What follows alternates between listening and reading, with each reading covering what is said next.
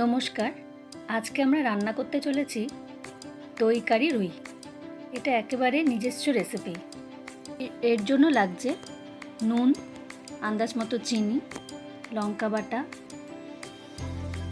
পেঁয়াজ বাটা, আদা বাটা, ফোড়ন দেওয়ার জন্য কারি পাতা, সর্ষে, কাঁচা লঙ্কা, টক দই, মাছ আর রান্না করার জন্য তেল। তেল আপনারা আপনাদের যেরকম বাড়িতে আছে ব্যবহার করেন সেই তেলে দিতে পারেন। এছাড়া আর লাগছে হলুদ গুঁড়ো, জিরে গুঁড়ো। তাহলে চলুন চটপট রান্নাটা শুরু করে দিই। এখন কড়াইতে তেল দিয়ে মাছগুলোকে ভেজে নিতে হবে। তেলটা ভালোভাবে গরম করতে দিতে হবে।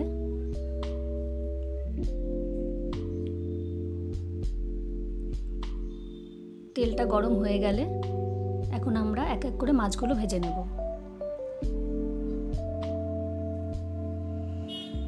একটা কথা আগেই বলেছি, এখানে মাছগুলো কড়া ভাজলে চলবে না, আমাদের হালকা করে দু পিঠ ভালোভাবে ভেজে নিতে হবে।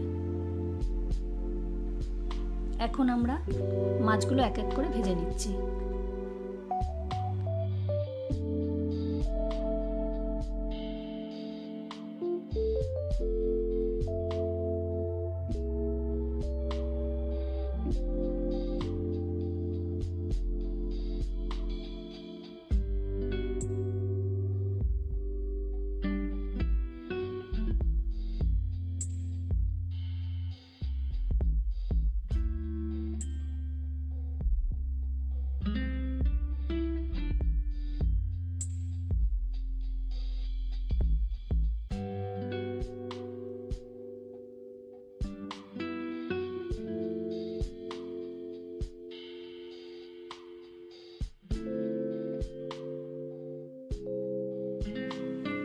মাছ ভাজা হয়ে গেছে, এখন আমরা মাছগুলো এক এক করে তুলে নেব।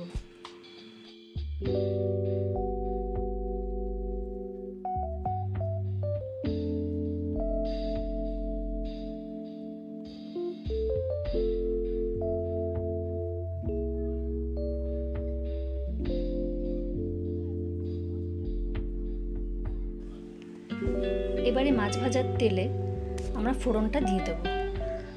তার জন্য প্রথমে সর্ষে দেব,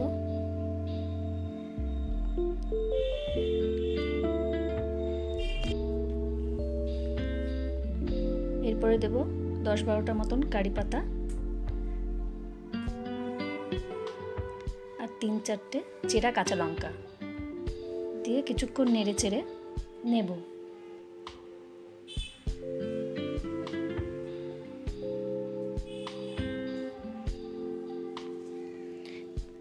এবারে আমি এক এক করে বাটা মশলাগুলো দিয়ে দেব।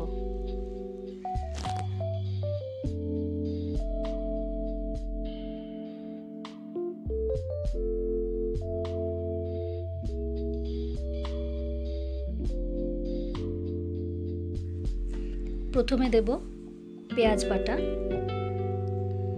পেঁয়াজ বাটা দিয়ে একটু নাড়াচাড়া করে নিতে হবে ভালো করে।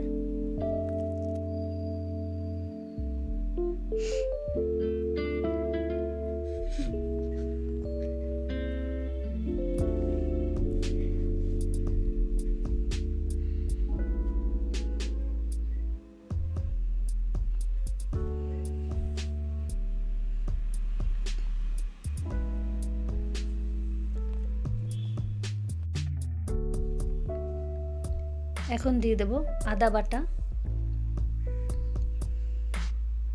আদা বাটা দিয়েও কিছুক্ষণ নাড়াচাড়া করে নিতে হবে।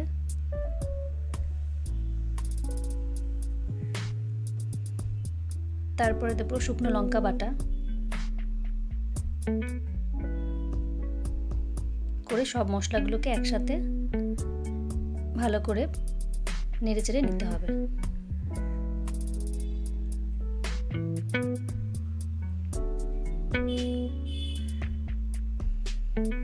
এইভাবে ভালো করে নেড়ে চেড়ে নেওয়ার পরে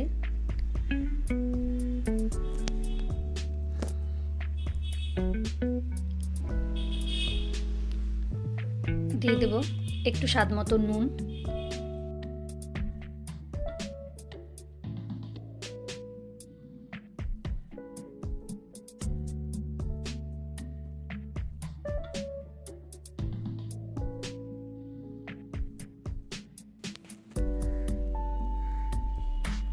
এরপর দেব জিরে গুঁড়ো,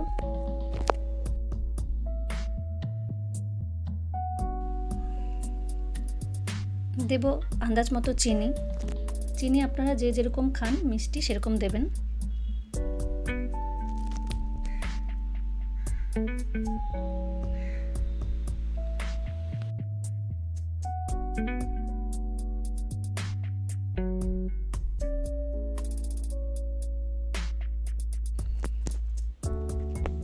এখন দিয়ে দেব 3 চা চামচ টক দই।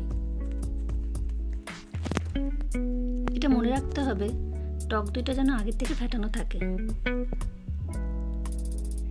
এরপর কিছুক্ষণ ভালোভাবে নাড়াচাড়া করে নিতে হবে যাতে সমস্ত মশলাগুলো একসাথে মিশে যায়।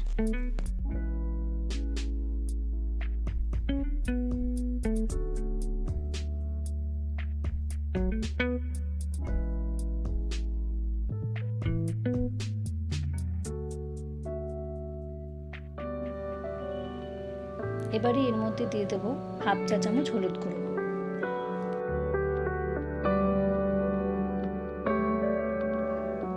এবারে সমস্ত মশলাগুলো ভালোভাবে কষে গেলে যখন তার মধ্যে থেকে তেল বেরোবে তখন পরিমাণ মতো জল দিয়ে দেব।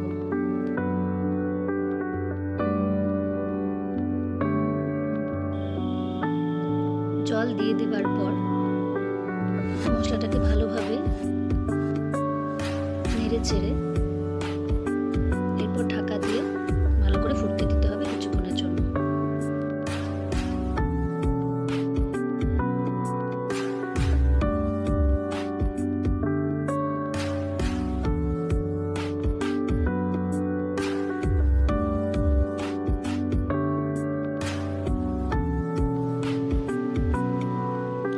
এখন ঝোলটা ফুটে গেছে, মাছটা এরপর দিয়ে দেব। মাছটা দেওয়ার পরে এখন ফ্লেমটা একটু বাড়িয়ে দেব।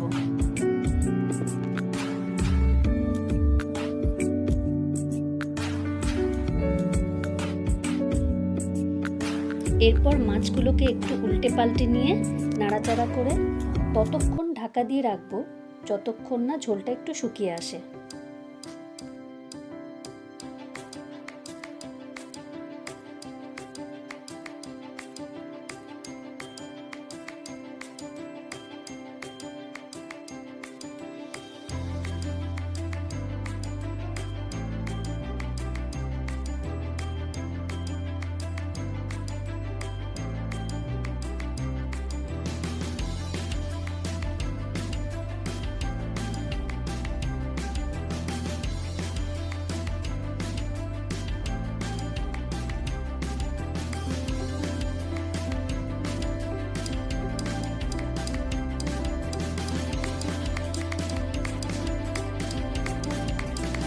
দেখুন ঝোলটা অনেকটাই শুকিয়ে এসেছে। ফ্লেমটা এখন বন্ধ করে দেব। ব্যাস, তো আমাদের দই কারি রুই রেডি।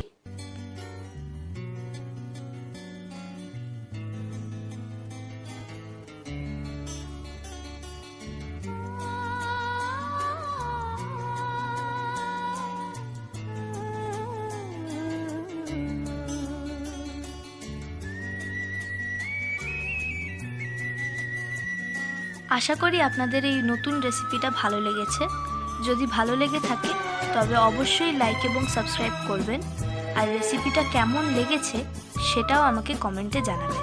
ধন্যবাদ।